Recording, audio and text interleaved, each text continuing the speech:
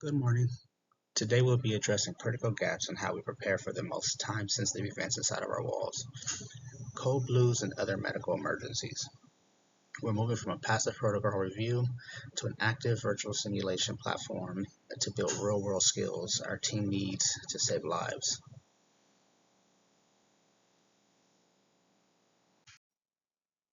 So for the topic is going to be our emergency response.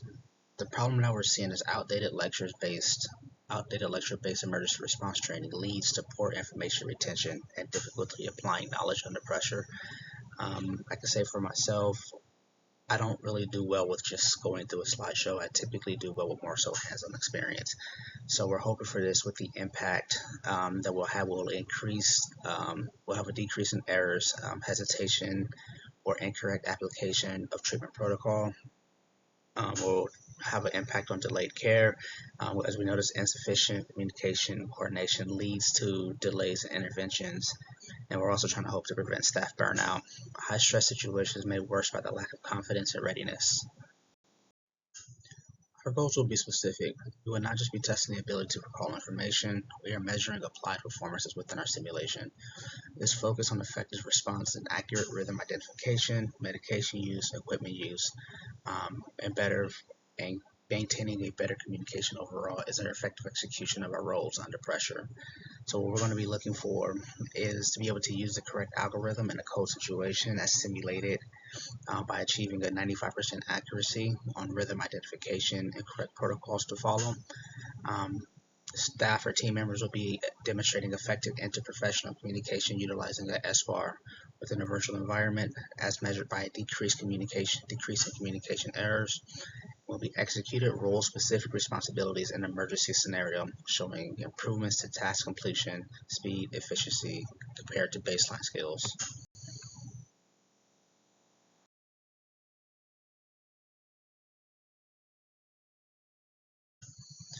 So success for us requires investing in any iBody interactive license and ensuring that staff has the protected time to engage with this platform meaningfully.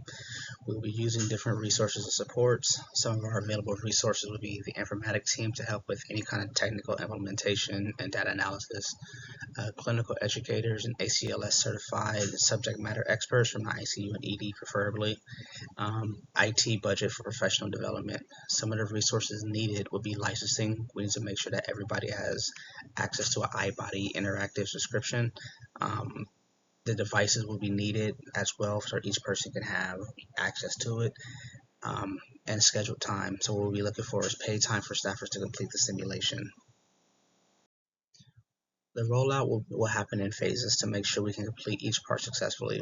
We will start with the core code team that's in the highest acuity areas, refine the process based on their feedback, and then scale it across the health system to make sure every team member is trained to the same standard.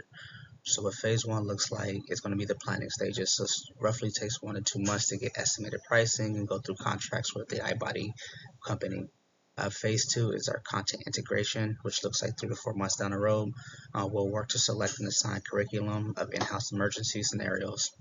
Phase three was our pilot phase, which is 5 to 6 months in. We'll roll out the program to the Code Blue to members in the ED and ICU, and we'll use their feedback to integrate into our system to make things better for future processes.